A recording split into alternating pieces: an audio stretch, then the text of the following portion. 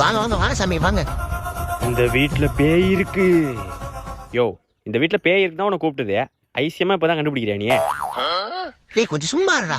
அப்புறம் என்னடா தம்பி, இங்க இருக்கிறது சாதாரண பேய் இல்ல. அப்புறம் சந்திரமுகி. நீ சந்தில முக்கு கக்கூஸ்ல முக்கு, பேய விரட்டிவே மாட்டியா நீ? தம்பி, யோ மூஞ்ச அப்படி காட்டாதையா, ஆய் வருது. வாந்தி வருதுன்னு தானே சொல்லுவாங்க. அது என்னன்னு தெரியல, உன் மூஞ்ச பார்த்தா ஆய்தாயா வருது. தம்பி, உனக்கு நான் யாருன்னு தெரியல.